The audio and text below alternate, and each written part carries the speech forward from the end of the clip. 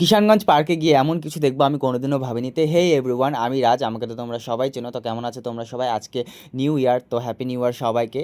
তো আজকে সকাল থেকে আমি শুয়ে বসে কান্নাকাটি করছিলাম, যেহেতু আমার কোনো প্ল্যান ছিল না। তো আমি সারাদিন শুয়ে ল্যাদ খাচ্ছিলাম।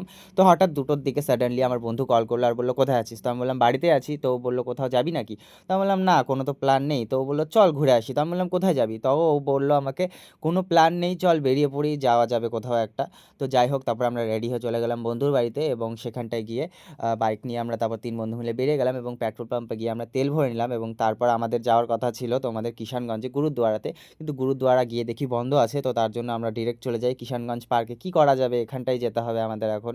তো 3টে টিকিট নিয়ে নিলাম, এবং টিকিট নিয়ে ভেতর দিকে যাওয়ার সময় টিকিটটা দেখালাম, এবং আমি টিকিটটা না নিয়ে চলে যাচ্ছিলাম। তো আমাকে ডেকে বললো টিকিটটা নেওয়ার কথা। তো তারপরে আবার টিকিটটা নিয়ে যাচ্ছিলাম, এবং সেটা নিয়ে আমরা হাসাহাসি করছিলাম।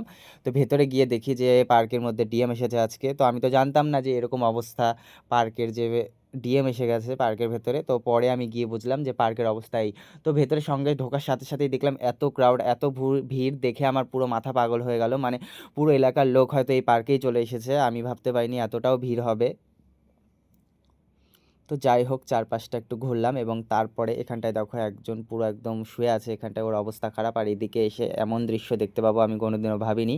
তো যাই হোক, আমরা বেশিক্ষণ ছিলাম না পার্কের ভেতরে, আরও কিছুক্ষণ ছিলাম, চারপাশটা একটু ঘুরলাম। বলতে গেলে মিনিমাম তোমরা বলতে পারো 15 থেকে 20 মিনিট আমরা পার্কের ভেতরে ছিলাম। তারপর আমরা ওখান থেকে বেরিয়ে আসি, এবং বেরিয়ে তারপর আমরা বেরিয়ে পড়লাম সোজা, এবং কোথায় যাব তখনও আমাদের ঠিক ছিল না। তো যেতে যেতে আমার মনে পড়লো যে একটা জায়গা আছে যেখানটায় ভালো, তো আমরা চলে যাই ডগ ব্রিজে। সেখানটায় আমি শুনেছিলাম যে 1 জানুয়ারিতে নাকি বেশ ভালো পিকনিক স্পট, সেখানে অনেক লোকজন হয়। যেহেতু আমি এখানটায় অনেকবার এসেছি, কিন্তু এরকম কোনো সময় আমি পিকনিক স্পট হিসাবে আসিনি। তো যাই হোক, গিয়ে দেখি, দেখে তো আমার পুরো মাথা পাগল, এত ভিড়, এই পরিমাণে ভিড়, মানে কি বলবো, পুরো মেলা বসে গেছে। আর শুনলাম এখানটায় গিয়ে নাকি যে যারা পিকনিক করতে এসেছে, মানে রান্না বান্না করে খাওয়া দাওয়া করবে, তাদের কাছ থেকে নাকি 100 টাকা করে নেওয়া হচ্ছে পিকনিক ফি। তো যাই হোক, এখানটায় গিয়ে দেখো এখানটায় ডিজেতে নাচানাচি করছে, এবং চারপাশে তো প্রচণ্ড ভিড়, প্রচণ্ড পরিমাণে ঘোড়া গাড়ি মেলা, মানে পুরো মেলা বসে গেছে। একদিনের জন্য এত আয়োজন আমি ভাবতে পারিনি। তো এখানটায় দেখো জলের স্রোত বইছিল, আর ঠান্ডা হাওয়া বসছিল, আর এতটা ভিড় ছিল, এতটা পরিমাণে, মানে কি বলবো। তো যাই হোক, ভালোই লাগলো যে না, কোথাও তো যাওয়ার প্ল্যান ছিল না, তারপরেও একটা জায়গায় তো ঘুরতে পারলাম। তো তাই ভেবে একটু মনকে সান্ত্বনা দিলাম আর কি। তো যাই হোক, তারপর আমাদের খিদে পেয়ে গেছিলো, তো আমরা চলে যাই একটা ফুচকার দোকানে। মেলার মধ্যে তো বোঝোই, কিছু খাওয়ার মতন থাকে না আর কি, হাইজেনিক থাকে না। তো যাই হোক, আমরা এখানটায় ফুচকা খেয়ে নিলাম, এবং তারপরে আমি এখানটায় দাঁড়িয়ে দাঁড়িয়ে সানসেট দেখছিলাম, এবং তারপরে আমরা সানসেট দেখার পরে আমরা আবারও চলে গেলাম ওদিকটাতে, এবং গিয়ে আমরা চলে গেলাম মোমোজের দোকানে। এবং ওখানটায় গিয়ে আমরা 3 প্লেট মোমো অর্ডার করে দিলাম, এবং কিছুটা সময় দাঁড়িয়ে থাকার পরে তারপর আমাদেরকে মোমো দিয়ে দেওয়া হলো।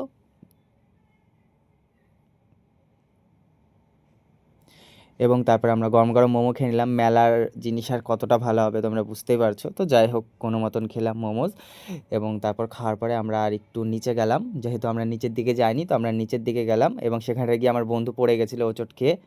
যাই হোক, ওর অনেকটা লেগেছিল, ঠান্ডার মধ্যে বুঝতেই পারছো, পাথর আছে পুরোটা।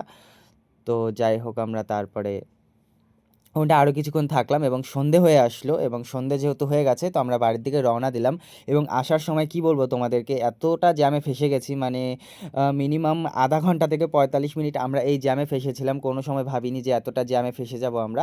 তো যাই হোক, তারপর আমরা ওখান থেকে বেরিয়ে আসলাম। তো আজকের ব্লগটা এইটুকুই, ভালো লাগলে লাইক কমেন্ট শেয়ার করে দিও। চলো দেখা